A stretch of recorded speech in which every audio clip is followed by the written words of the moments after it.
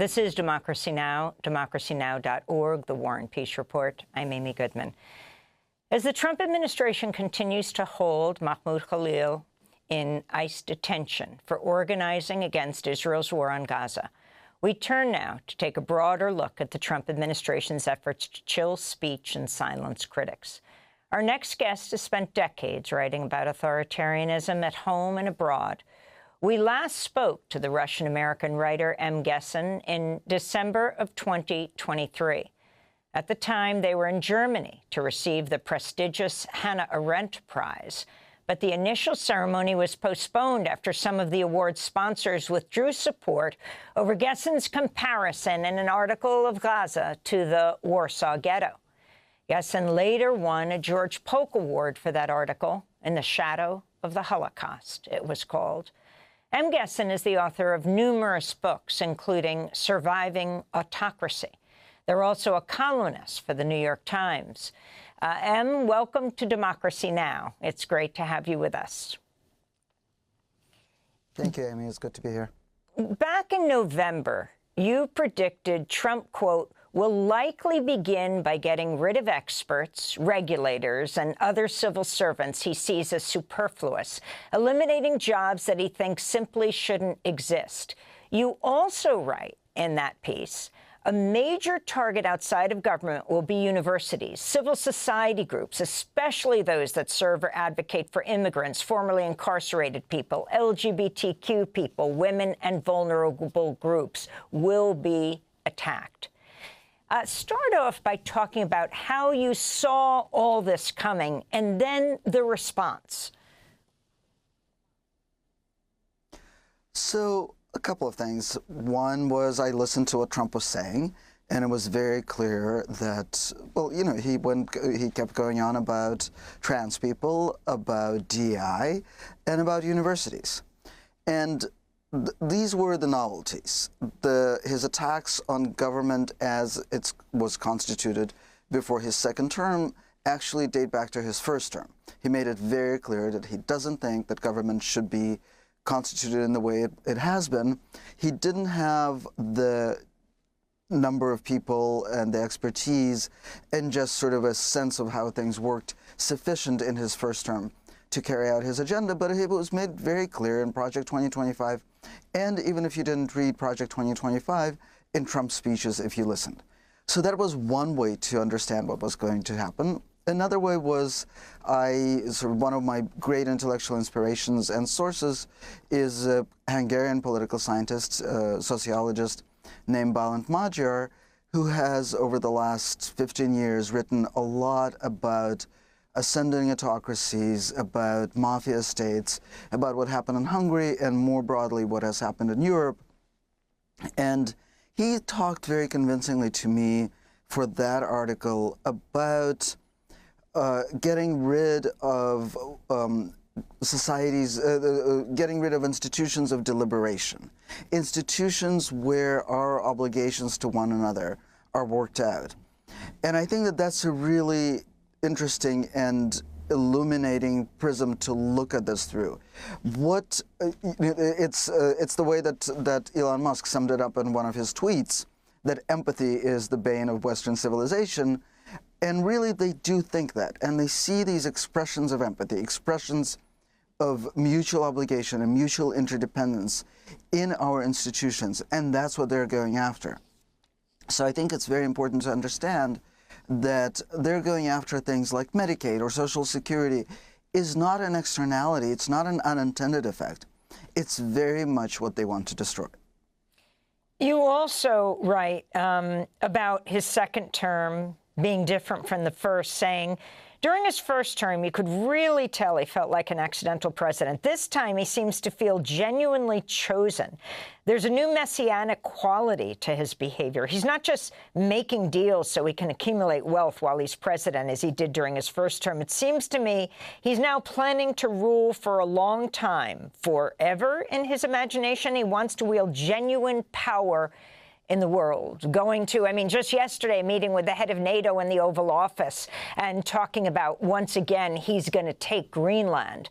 There's a bill in the Congress now, by the way, to rename it Red, White, and Blue Land. And if people think that's just funny and ludicrous, think of AP being banned from the press pool at the White House because they refuse to just say Gulf of America, as opposed, because he renamed the Gulf of Mexico.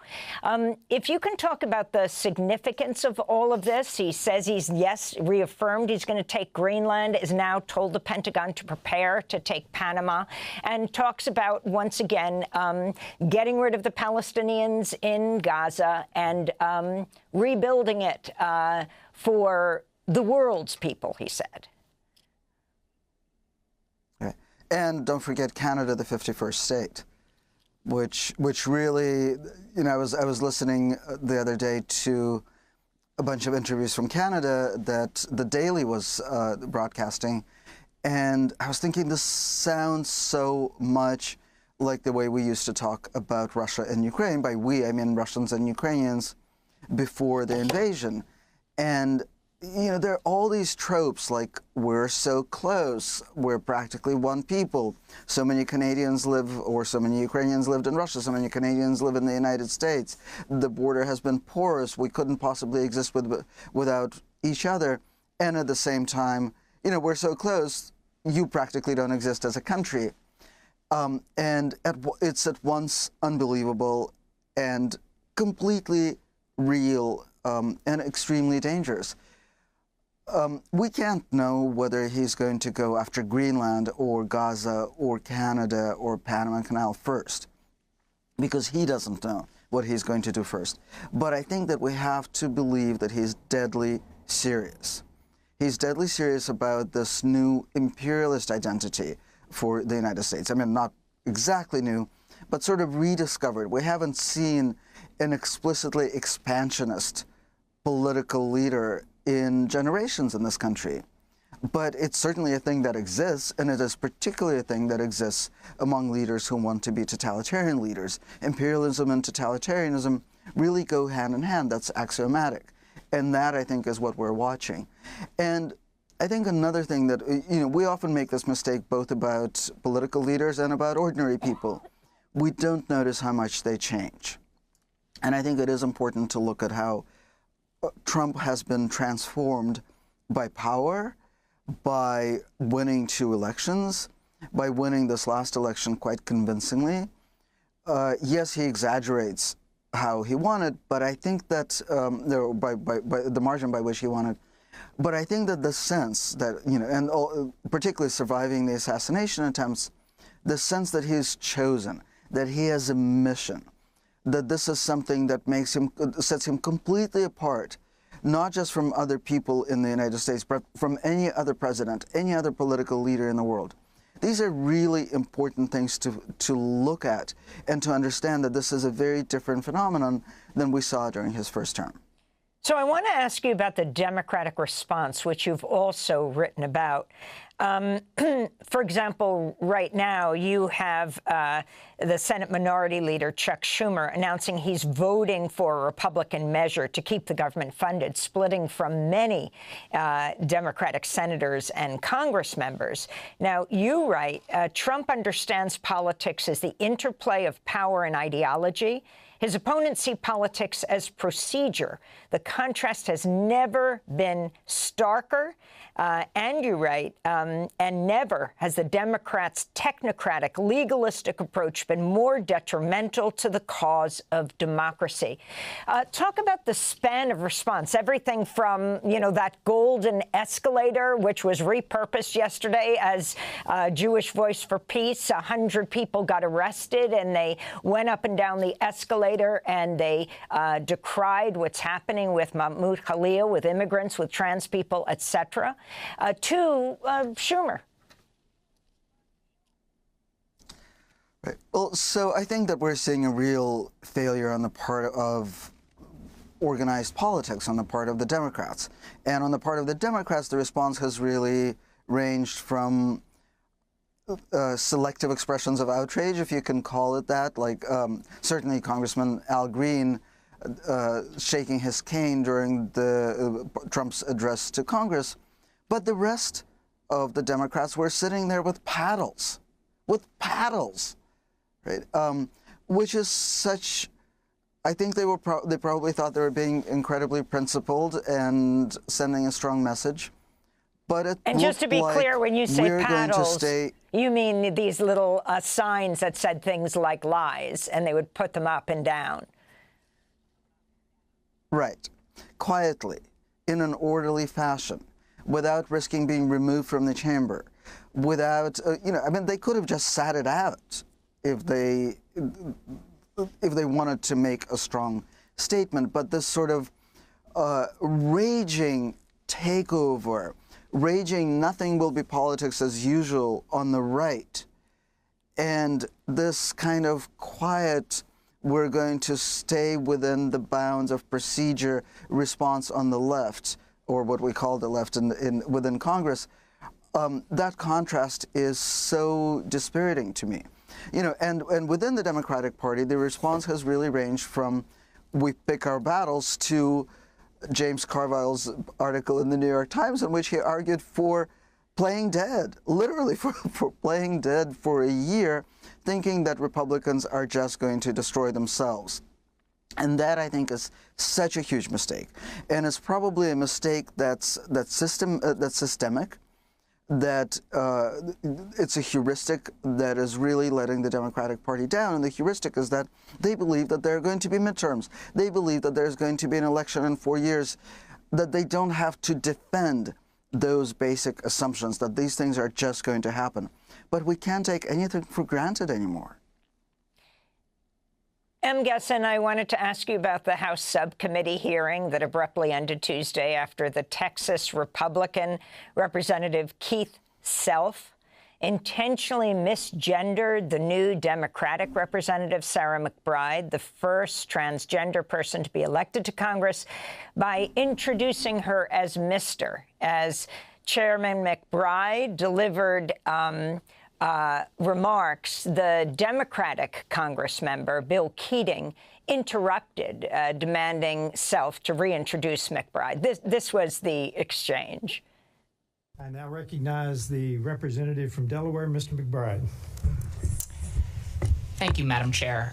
Ranking Member Keating, also wonderful. Mr. Chairman, could you repeat your introduction again, please? Yes, we have set the standard on the floor of the House, and I'm simply... What is that standard, Mr. Chairman? Would you repeat what you just said when you introduced a duly elected representative from the United States of America? Please. I will. The representative from Delaware, Mr. McBride. Mr. Chairman, you are out of order. Mr. Chairman, have you no decency? As Congressmember Keating, have you no decency? What hasn't been commented on as much is after Mr. Self introduced McBride as Mr.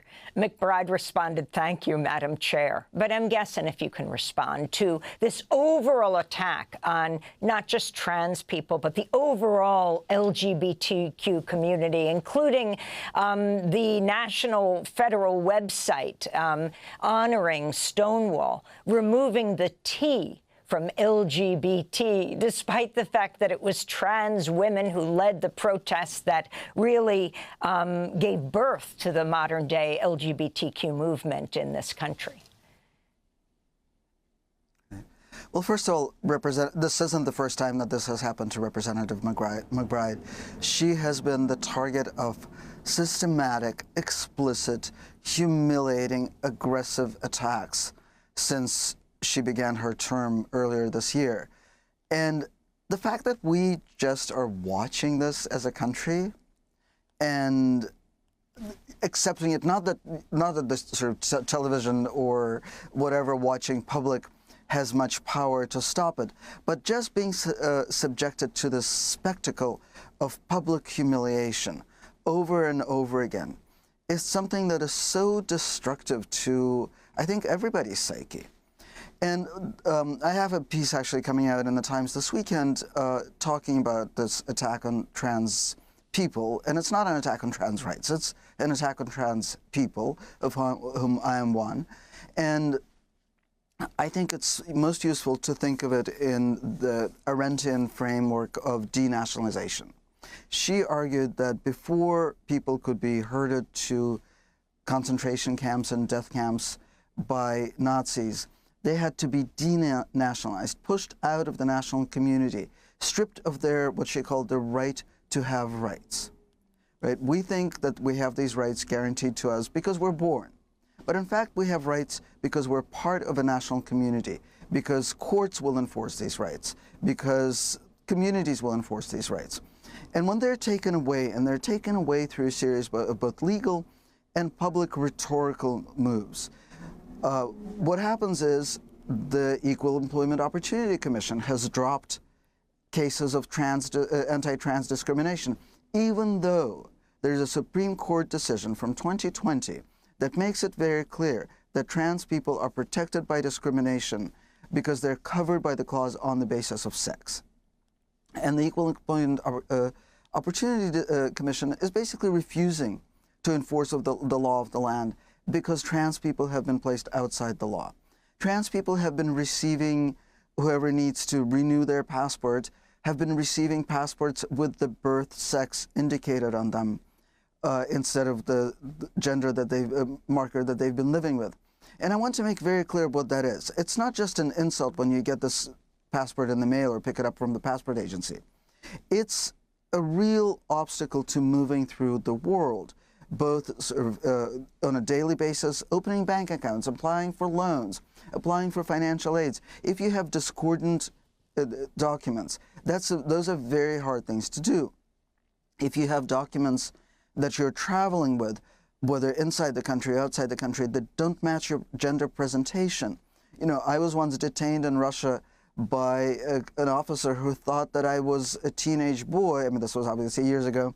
A teenage boy who was using his mother's driver's license because my driver's license had a woman's name and the gender marker on it.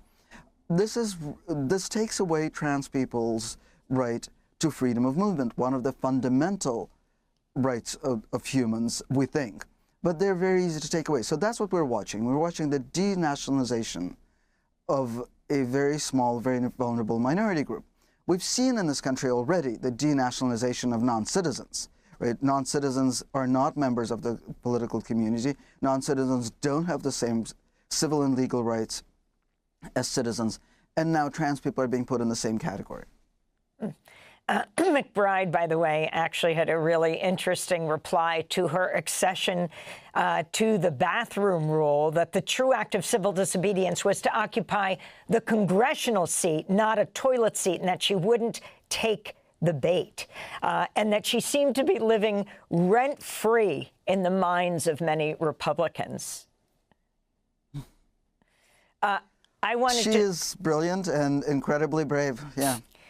I wanted to switch gears for a moment. You mentioned Russia and you're growing up there, and I wanted you to quickly let people know why you left and what happened. But I also wanted you to respond to Moscow saying, the latest news now, that Presidents Trump and Putin will discuss on the phone a possible 30-day ceasefire in Russia's war on Ukraine following Russian talks with the U.S. Special Envoy Steve Witkoff. Putin signaled he's open to a truce proposal, but listed a series of conditions and concerns around ending the war. Ukrainian President Zelensky accused Putin of manipulation, explaining Putin often does this. He does not say no directly, but he does it in such a way that only delays and makes normal decisions impossible. As we begin to wrap up, your response to what's happening right now around Ukraine.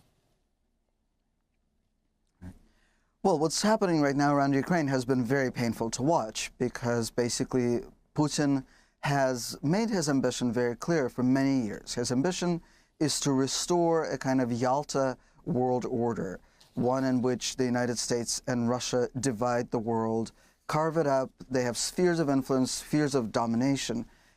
He doesn't necessarily want to restore Russian domination over Eastern Europe, but he wants to, over the exact same part of Eastern and Central Europe as the Soviet Union dominated, but he definitely wants to divide up the world with Trump, with absolute lack of regard for the will of any of the people who live in those European countries, including, but not limited to, Ukraine. Now, the only hope we have here, and this is a very slim hope, is that, yes, indeed, he is clearly stalling. He clearly wants to bite off a lot more of Ukraine than Trump thought going into these negotiations was going to be possible. I watched the inauguration of Donald Trump from Odessa with an Odessa defense analyst whose own apartment was destroyed by a Russian drone a few months ago. And she said that her greatest hope was that Putin would be so incalcitrant that Trump would eventually grow frustrated and start helping Ukraine again. I don't think that's a very likely outcome, but it's also a very desperate kind of hope to think that Trump's propensity for acting vengefully is your country's best hope for survival. M. Gessen, I want to thank you so much for being with us. Opinion columnist for the New York Times. We'll link to your articles. M. Gessen won a George Polk Award for opinion writing in 2024. They're the author of 11 books, including Surviving Autocracy.